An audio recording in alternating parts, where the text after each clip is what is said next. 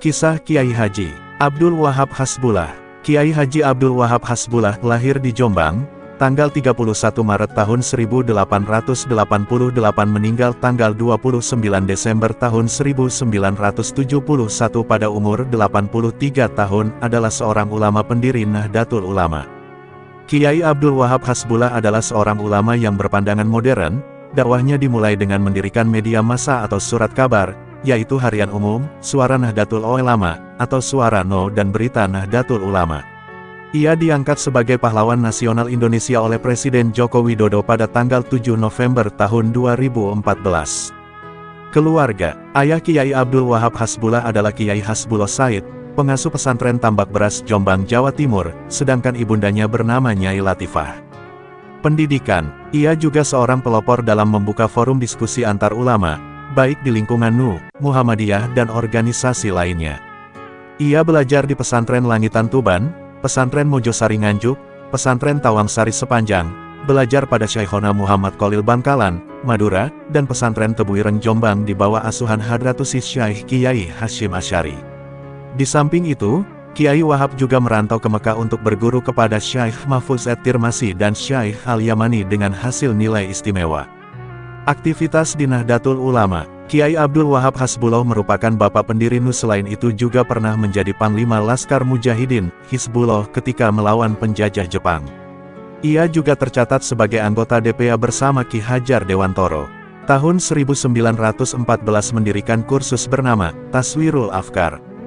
Tahun 1916 mendirikan organisasi pemuda Islam bernama Nahdlatul Watan, kemudian pada 1926 menjadi ketua tim Komite Hijaz. Kiai Abdul Wahab Hasbullah juga seorang pencetus dasar-dasar kepemimpinan dalam organisasi NU dengan adanya dua badan, Syuriah dan Tanfiziyah, sebagai usaha pemersatu kalangan tua dengan muda. Pelopor kebebasan berpikir. Kiai Wahab Hasbullah adalah pelopor kebebasan berpikir di kalangan umat Islam Indonesia, khususnya di lingkungan Nahdien. Kiai Wahab Hasbullah merupakan seorang ulama besar Indonesia. Ia merupakan seorang ulama yang menekankan pentingnya kebebasan dalam keberagamaan, terutama kebebasan berpikir dan berpendapat.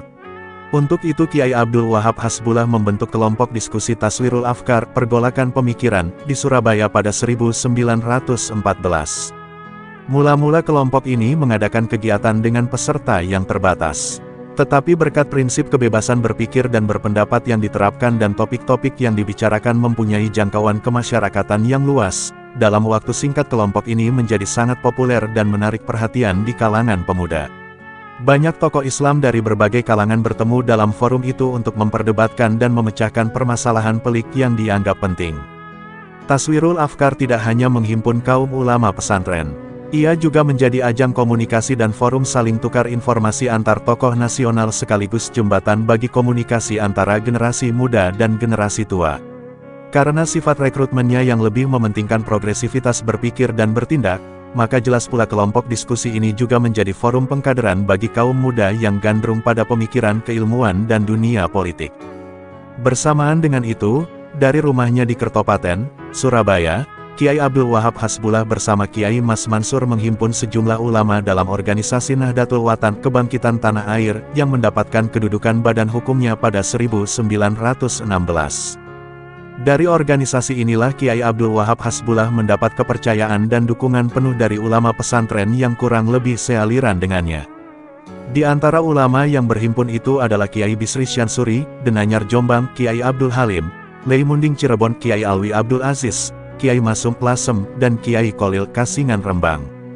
Kebebasan berpikir dan berpendapat yang dipelopori Kiai Wahab Hasbullah dengan membentuk Taswirul Afkar merupakan warisan terpentingnya kepada kaum muslimin Indonesia. Kiai Wahab telah mencontohkan kepada generasi penerusnya bahwa prinsip kebebasan berpikir dan berpendapat dapat dijalankan dalam nuansa keberagamaan yang kental. Prinsip kebebasan berpikir dan berpendapat tidak akan mengurangi ruh spiritualisme umat beragama dan kadar keimanan seorang muslim. Dengan prinsip kebebasan berpikir dan berpendapat, kaum muslim justru akan mampu memecahkan problem sosial kemasyarakatan dengan pisau analisis keislaman. Pernah suatu ketika Kiai Wahab didatangi seseorang yang meminta fatwa tentang kurban yang sebelumnya orang itu datang kepada Kiai Bisri Syansuri.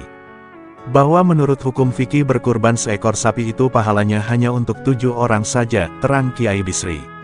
Akan tetapi si Fulan yang bertanya tadi berharap anaknya yang masih kecil bisa terakomodir juga. Tentu saja jawaban Kiai Bisri tidak memuaskan baginya, karena anaknya yang ke-8 tidak bisa ikut menikmati pahala kurban. Kemudian oleh Kiai Wahab dicarikan solusi yang logis bagi si Fulan tadi.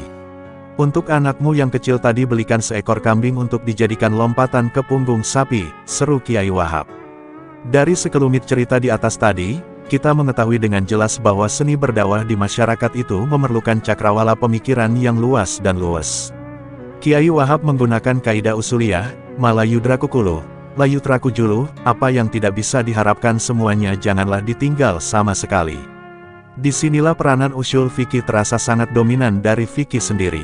Seorang inspirator GP Ansor. Dari catatan sejarah berdirinya GP Ansor dilahirkan dari rahim Nahdlatul Ulama, NU. Berawal dari perbedaan antara tokoh tradisional dan tokoh modernis yang muncul di tubuh Nahdlatul Watan, organisasi keagamaan yang bergerak di bidang pendidikan Islam, pembinaan mubalik dan pembinaan kader.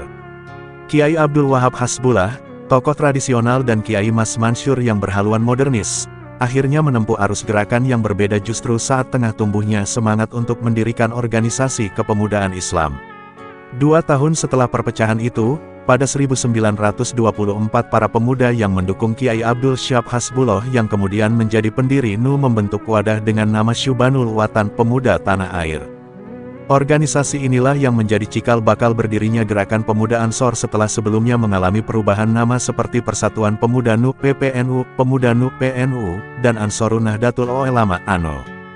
Nama Ansor ini merupakan saran Kiai Haji Abdul Wahab Hasbullah, ulama besar sekaligus guru besar kaum muda saat itu, yang diambil dari nama kehormatan yang diberikan Nabi Muhammad SAW kepada penduduk Madinah yang telah berjasa dalam perjuangan membela dan menegakkan agama Allah. Dengan demikian ANO dimaksudkan dapat mengambil hikmah serta tauladan terhadap sikap, perilaku dan semangat perjuangan para sahabat Nabi yang mendapat predikat Ansor tersebut. Gerakan ANO harus senantiasa mengacu pada nilai-nilai dasar sahabat Ansor, yakni sebagai penolong, pejuang dan bahkan pelopor dalam menyiarkan, menegakkan dan membentengi ajaran Islam. Meski ANO dinyatakan sebagai bagian dari NU, secara formal organisatoris belum tercantum dalam struktur organisasi NU. Baru pada Muktamar NU ke-9 di Banyuwangi, tepatnya pada tanggal 10 Muharram 1353 Hijriah atau tanggal 24 April tahun 1934, ANO diterima dan disahkan sebagai bagian Departemen Pemuda NU. Dimasukkannya ANO sebagai salah satu departemen dalam struktur kelembagaan NU berkat perjuangan kiai-kiai muda seperti Kiai Haji Mahfudz Siddiq, Kiai Haji A. Wahid Hashim, Kiai Haji Dahlan,